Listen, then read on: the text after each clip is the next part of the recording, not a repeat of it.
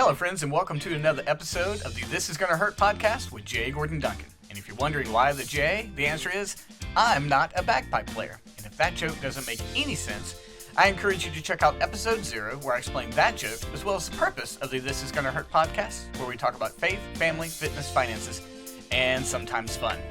Hey friends, welcome back to the This Is Gonna Hurt podcast, and I am back in the studio 2 weeks in a row. I just love being in here, by the way. It just elevates, my energy gets hyped up. I love being here. As always, Shane Dale is amazing. She's making all this look and sound great. And I gotta thank all of you. Last week, I was talking about the breaking the $250,000 seminar. I'm gonna start over again. That never happens. So, I'm starting brand new. Okay. That never happened. You didn't bring another jacket or something like that? Nah, I'm good. Okay. So.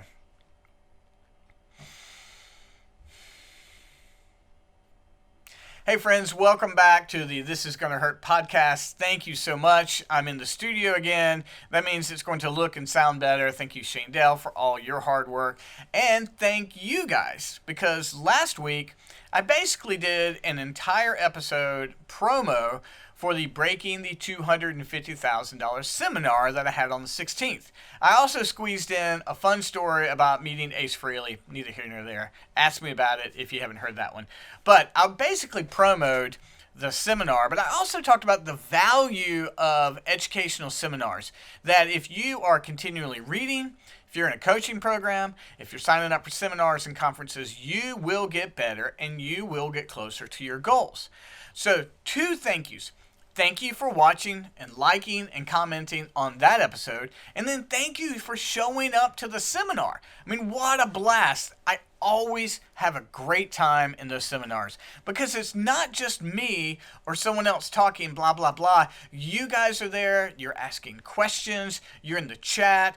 Thank you, thank you, thank you. It's incredibly encouraging to me because my goal with those seminars is to give content that's going to help you grow your business and get closer to your personal and your financial goals. Again, thank you. Super fun. I can't wait to tell you all about the next one. In fact, pretty soon I'm going to be announcing the date of the next one. But right now, I just want to say thank you.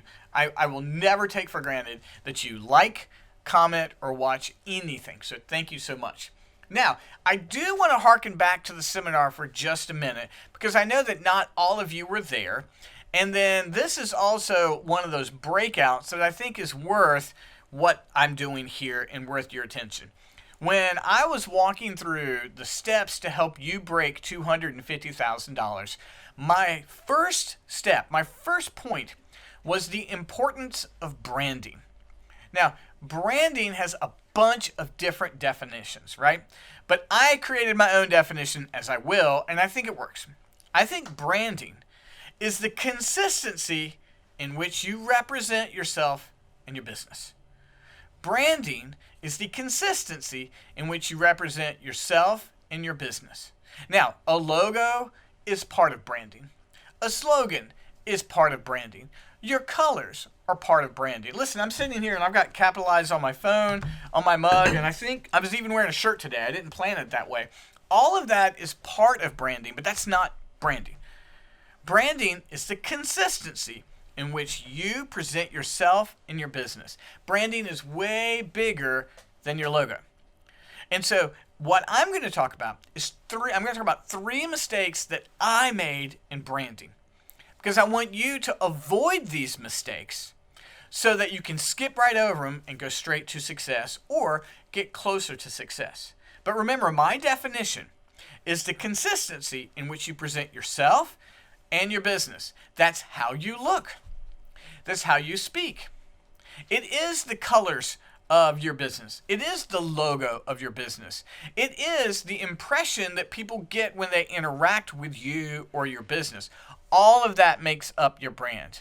I've told you guys before, and the photos when I see them make me laugh. I used to be so sloppy in my appearance.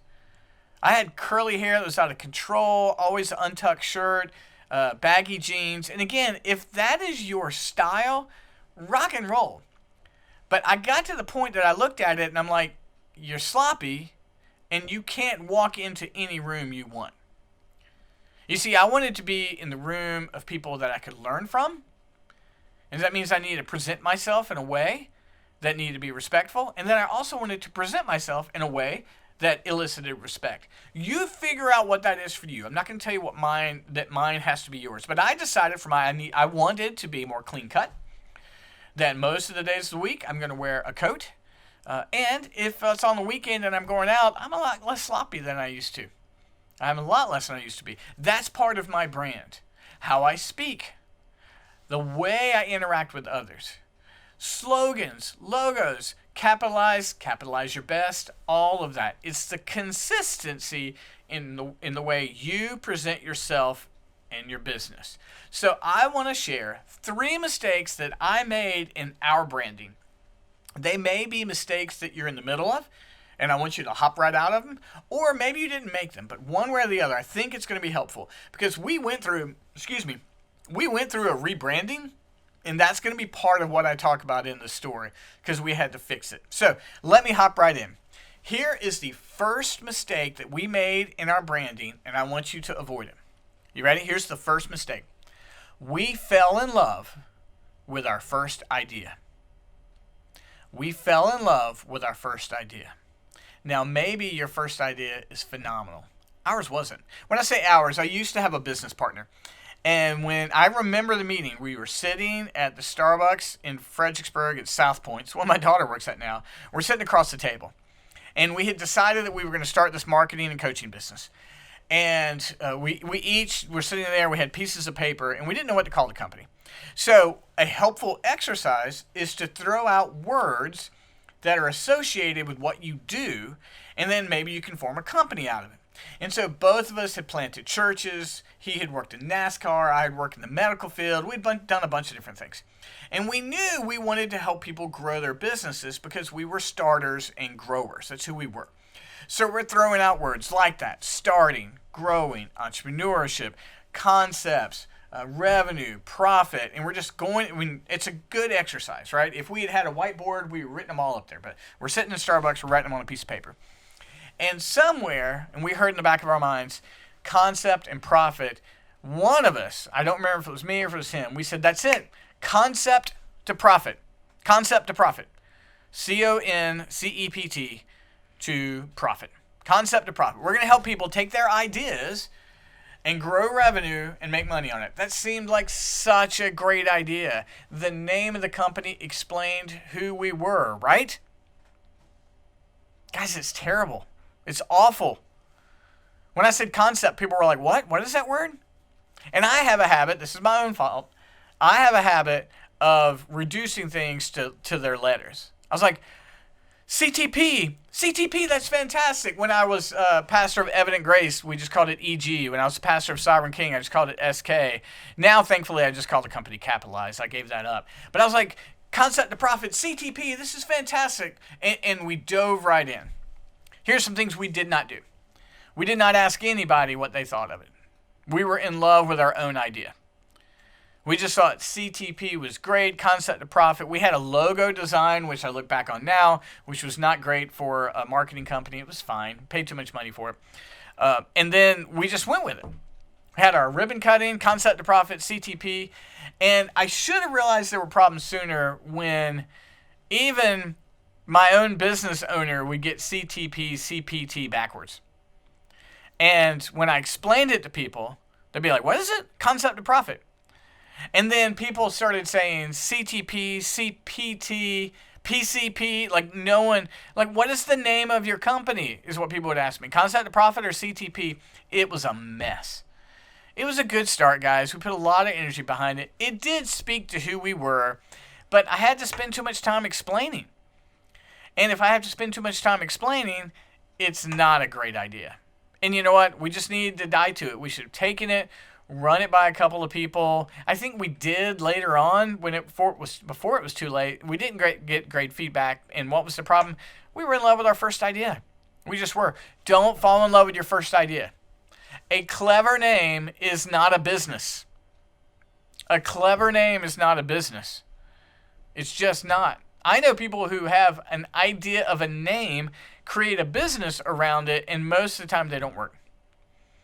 You have to ask yourself, can you by the URL? Can you explain it? Can people spell it back? I mean, all these things are necessary in branding. And we fell in love with our first idea. Don't do that. Take your idea, go to people you trust. And here's the thing, you need to go to two types of people. You need to go to people smarter than you so that you will listen to their opinion and respect it. And you need to go to your target clients and get their feedback. If the people who are smarter than you, and I promise you they're people smarter than you, if they don't like it, listen to them. If your target client doesn't get it, get rid of it. Don't fall in love with your first idea. And we did. And we did. Mistake number one, branding. Don't fall in love with your first idea. Second mistake we made. You ready for this one? It's related to the first. We held on to our mistakes too long. We did. We just held on them too long. Like, I knew concept to profit was not a great idea, and I knew CTP was getting messy. And it was getting harder and harder to brand it well and to relate to people. And people couldn't say, oh, there's Gordon from Concept to Profit. They'd be like, what? See what? And I just knew it was a mess. And the reason I held on to it too long, and it's not an excuse, is I thought, well, I've already branded myself as this. What if I change? Guys, it was 2 years, 2018 to 2020 before we changed. That's not too long. It's not like we're Coca-Cola or something. I mean, we held on to it too long. And that is a tragic mistake. People think, oh, but what if I change it? What about my branding? If it gets better, it's not a problem. If you improve, it's not a problem. Just make sure your next one's better. If you realize this brand is a mess, and the name of our business is a mess, the logo is a mess, it's a mess, immediately begin putting things in place. Hire a company, hire a consultant, hire a contractor, get outside help, but don't sit on something too long. It hurt our business. Again, people knew who I was, but my company was not getting a brand. I don't want the company to just be me. It's bigger than that. It's going to live on beyond me. It's the plan. I'm planning for generational wealth here, and I hope you are too. And I just held on to it too long. So you don't fix a mistake by holding on to the mistake too long. It sounds like relational advice, doesn't it? But you don't fix a mistake by holding on to it too long. And that was my second mistake. I fell in love with my first idea, and I held on to it too long. So in 2020, we fixed it. We went from concept to profit to capitalized marketing and consulting, where we help you capitalize on what you do best to grow your revenue. Man, that works. It really does. It works. And it happened when a very trusted friend of mine just stepped in and said, you got to get rid of that name. It does not work. He just stepped in. I appreciate him. He can say anything to me. I'm going to listen to him. And when I knew I had it right, when I went to my wife Amy and said, I think we're going to rename the company Capitalize. She was like, that's such a better name. Like, immediately. And Amy doesn't sugarcoat anything. She's going to tell me. And so we worked on logos. If you look at my Facebook page, at the beginning of February, I shared the iteration of our logos. It was a lot of fun to create the new logo. But our logo works. Our logo expresses the upward nature of growth that we're offering, and you're capitalizing on what you do best. I mean, we have an entire brand built around that. I mean, the Capitalize Your Best seminars. We help you find out what you do best, and you're going to grow from it. It's similar to Concept to Profit, but it speaks more specifically. And it targets our customers and our clients. We're going to help you. We're going to help you capitalize on what you do best. You've been gifted. You have talents. We're going to help you capitalize on that. We're going to help you grow on your gifting. But I haven't spoken about my third mistake yet, have I? You see, we made the change in 2020. Somewhere around September, October 2020. Got the logo, started rebranding everything. Brand new website. I mean, flat out brand new website. Just started, redid the Facebook pages and Instagram and all those things. Third mistake. Well, the first one, fell in love with my first idea. Second one, held on to it too long. Third one, we didn't go all in. Here's what I mean. Don't get me wrong. I did seminars on how to change your branding because of what we did. And I rebranded, I relogoed everything. But when I look at what we do now compared to what we did 2 years ago, we didn't go all in. I mean, like right now, you can find us on Facebook, Facebook group. You can find us on LinkedIn group. You can find us on Instagram. You can find us on TikTok. I mean, you can find us on Twitter. Like, now we are all in. Now we've got logo, we got branding, we got swag, we got all that stuff. And before you say anything about finances, we did all the free stuff first. But I look at it now and like, we're all in. We are all about some capitalizing your best. And even though I had that slogan in 2020, just didn't dive in enough. I could have doubled the amount of exposure that we did. I thought I did a lot. And we did decent in 2020. And we filmed a commercial about it. I put $2,000 into that. You know, we did an audio ad. We went in 2020. But I look now and I'm like, you could have done more. You could have done more. I look at now and I'm like, I can still do more. The company can still do more. I've got employees now. I've got people who can do this. If you're going to make a branding choice, whether it's the first time or whether it's a rebrand, go all in. Go everywhere. Be smart. Don't wear people out. But there's so many platforms. There's so many. You won't wear people out. I got to remind you, if you've got 1,000 friends, only at best 14% are going to see you. If you post something on Facebook, at best 140 people are going to see it. And it's not the same 140 every single day. You probably aren't going to wear people out. You could post something from 2 weeks ago, and more than likely there's going to be a bunch of people who've never seen it. Go all in. And so all in for us is personal Facebook, business Facebook, Facebook group, LinkedIn group, Instagram. Also got personal Instagram. We've got TikTok. We got Twitter. And we're growing and growing. And the whole point is I want everyone to know that what my company does is we help you capitalize on what you do best. Our seminars used to be called John Maxwell Leadership Seminars. They were a blast. No longer. They're now Capitalize Your Best seminars. Why? Because it's what we do. We capitalize your best. Whatever your brand is, by name and slogan, whatever the case may be, go all in. Push in. 10 times what you're doing. Let people know who you are. We have a tendency to work on really great content and post it, and it gets 10 views, and people are like, oh no, and then we stop. Like, I'll give you an example. The Instagram algorithm change that happened at the end of the summer was real. During the end of the summer, I would post a reel on Instagram, and I'd have like 3,000 views within an hour or two. Lie to you not, I was killing it. The dopamine hits were crazy. I would post it, and my phone would just ding, ding, ding, ding, ding, ding, ding. And then somewhere in the fall, that number started dropping to like 86, 200. And I was like, what's going on? My formatting didn't change. My time to post didn't change. The algorithm changed, right? They made some adjustment. And so I would post an Instagram reel and I'd be like, oh no, I only got 86 views. Are you kidding me? If I told you right now you could speak to 86 people in a room, would you? You're like, I'll take that opportunity in a heartbeat. Then put out the content. Go all in.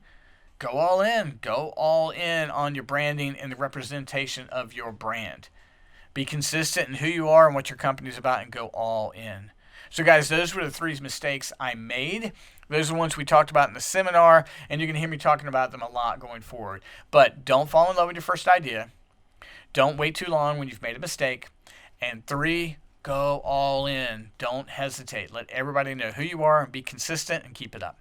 So again, friends, love you guys. Thank you so much for tuning in. It's been great interacting with you so much in the last week or so. Lots more to come. Going to go all in, and I can't wait to see you again next week. Thanks, friends. Bye-bye.